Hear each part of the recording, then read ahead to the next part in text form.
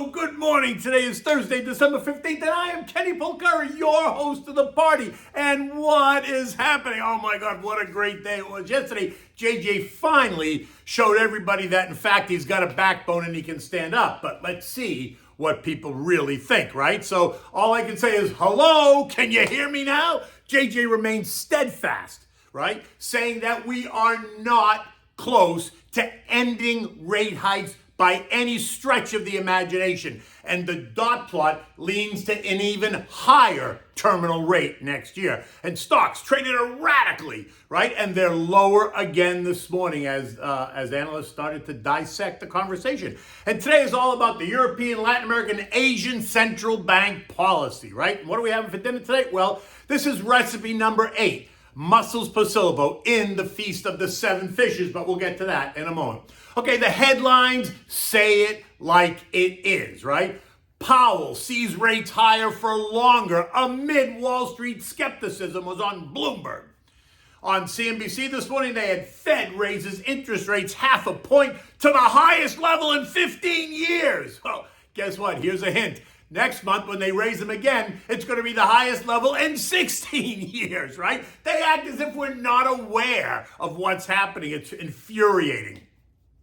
And then the Wall Street Journal runs with this line. Fed lifts rates by 50%. Signals it isn't done. That was in the Wall Street Journal. Okay, so do you get it? Now, did you listen to what Fed Chair Jay Powell said yesterday? I mean, did you hear what he said versus hearing what you wanted him to say? Because here's what he said after he told us that rates are going up by 50 basis points, which was all expected, so there was no surprise, right? And these are his quotes. The Federal Reserve is not close to ending its anti-inflation campaign of interest rate increases. Here's another one. The labor market is extremely tight. Now, he could have just said the labor market's tight, but he used the word extremely tight. And then he said, I would not see us considering rate cuts until the committee is confident that inflation is moving down to 2% in a sustained way. Restoring price stability will likely require maintaining a restrictive policy stance for some time. Now, none of that's very new. None of it's new at all. In fact, it's what he's been saying. He also told the crowd that he does not see any rate cuts before 2024.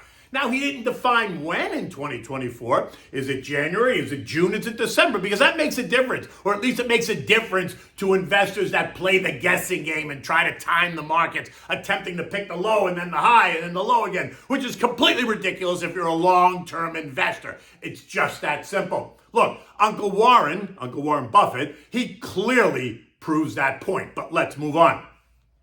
Now, to be clear, he used very aggressive, specific words. Things like restrictive policy, extremely tight labor market, moving down in a sustained way, no foreseeable cuts until 2024. In the end, he said, we will stay the course until the job is done. And then don't forget the dot plot, right? That's the graphical picture of what Fed members think the terminal rate, otherwise known as the neutral rate, will be by the end of next year, with 7 of 19. So that's 36% of the members seeing the terminal rate above the 5.25% rate that they had prepared us for and have been preparing us for. So can you hear me now, right? And stocks snapped that 2-day winning streak and they traded erratically all afternoon, only to end the day lower. The Dow lost 142 points, the S&P down 25 points. The Nasdaq gave up 86, while the Russell lost 12, and the transports managed to eke out a small gain,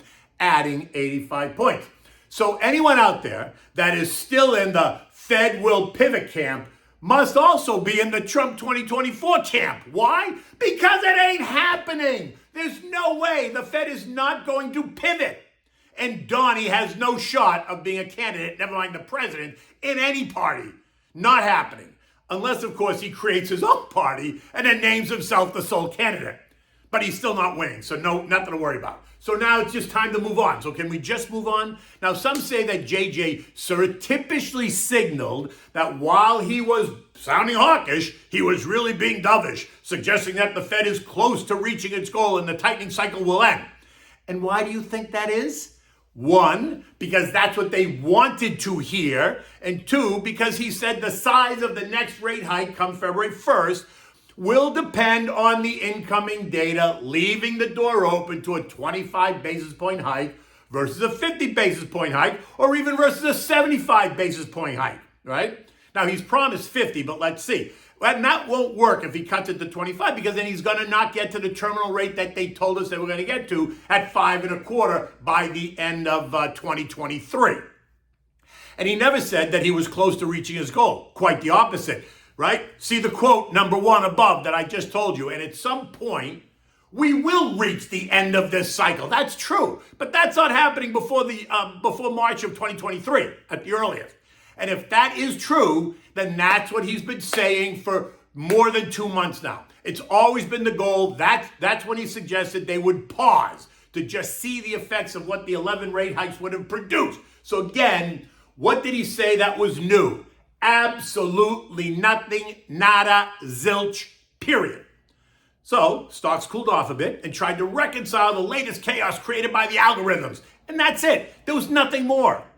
Treasuries, there's nothing new to discuss there. They're still inverted.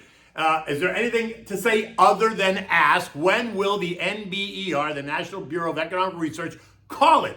When are they going to say, hello, we're in a recession? JJ is still telling us that he doesn't know if we're going to have one or not, or if it's going to be deep or shallow, saying that it's unknowable, which is really funny because every single time the yield curve has inverted in history, the result was a recession. And that's public knowledge. Just Google it. And we've been inverted. The yield curve has been inverted for 7 months. Not 7 days, not 7 weeks, 7 months. Oil, well, that rallied another 2.7%. That's nearly 9% in 3 days, right? It ended the day yesterday at $77.42 a barrel. The International Energy Agency said on Wednesday that oil prices could rally in 23 as the sanctions squeeze Russian supply.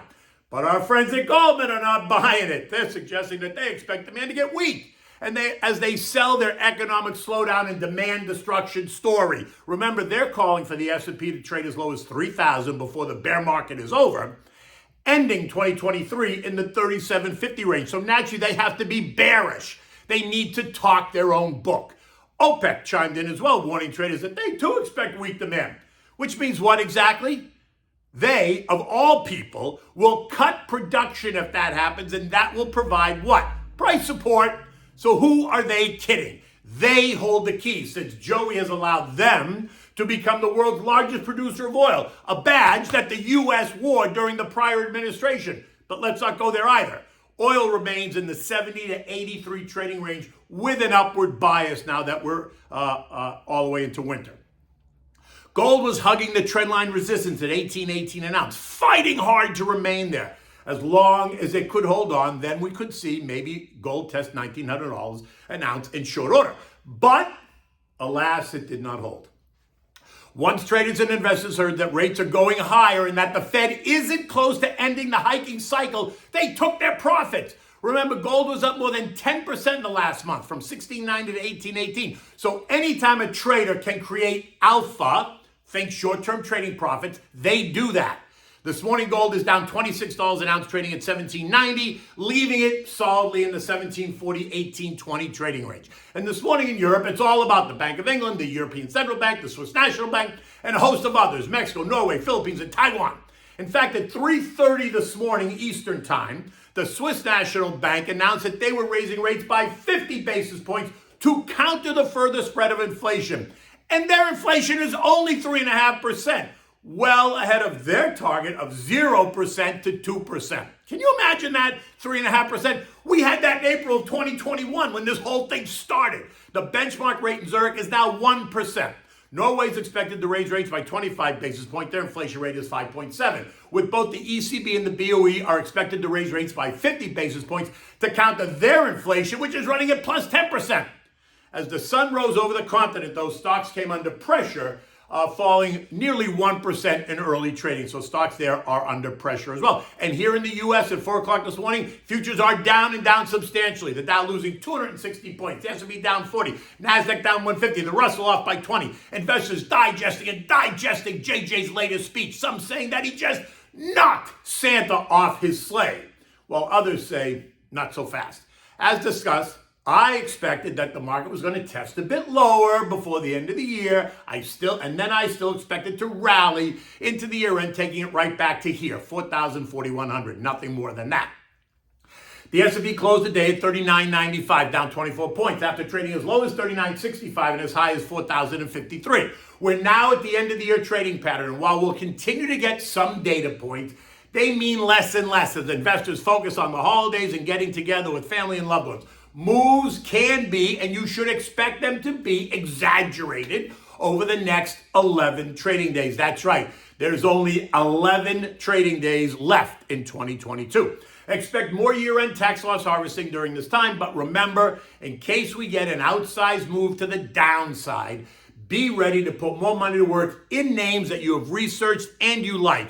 If not, then sit back and just enjoy the holidays. Nothing says you have to trade every day. Just remember that. Don't get caught up in that. Now, you got to make your plan. You got to stick to your goals. You got to take advantage of dollar cost averaging and your long-term tax advantage over time account.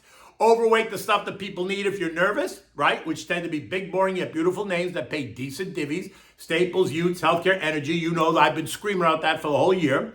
Complement and underweight that with other sectors that you like, but may underperform still going into 2023. Listen, talk to me, Goose. I'm always happy to assist. Okay, now, what are we doing? Tomorrow is, not tomorrow, what am I talking about? Mussels Posillipo. This is recipe number 8. Now, I told you there's Feast of the 7 Fishes, and I've given you 7 recipes. This one's the 8th, because you can substitute and change it up. If you didn't like one of them, you can try this one. This is an easy recipe. You can use this for both clams or mussels. You can use it for a combination if you want, and it's great on its own with garlic bread, or you can put it over linguine. Now, for this, you're going to need 2 dozen mussels, thoroughly washed of any sand on it. You want to scrub it a little bit, right? You want to pull off the mustache if they have it. You need white wine, clam juice, garlic, onions, olive oil, salt, and pepper. 1 28-ounce cans of imported Italian plum tomatoes, not in puree, and you need fresh basil. Now, in a pot, you want to heat up the olive oil and saute the garlic until it's lightly brown. You want to, don't burn it, remember. You want to add in the sliced onion and saute that until it's translucent. You know that's 8 to 10 minutes.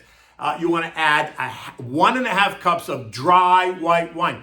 Pinot Grigio Santa Margherita is my favorite. You want to stir it, let it come to a boil. After about 2 minutes, you want to rough crush the tomatoes and add them to the pot with the juice.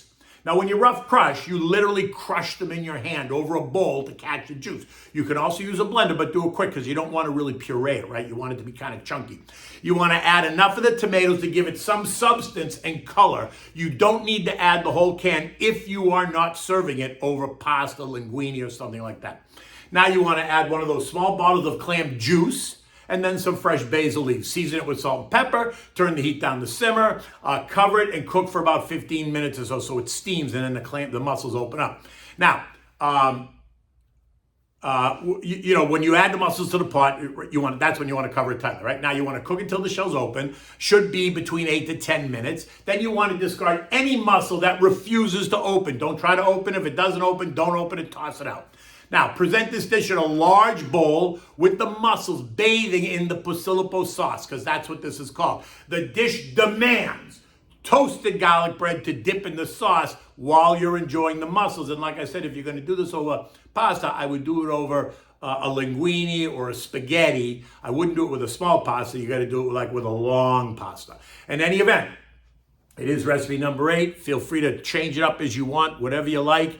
You can, tomorrow I'm going to give you one more fish recipe, I think. I'm going to look and see. And then I'm going to start to give you some desserts as we move into the Christmas week and the Hanukkah week and the New Year's week. In any event, until tomorrow, take good care.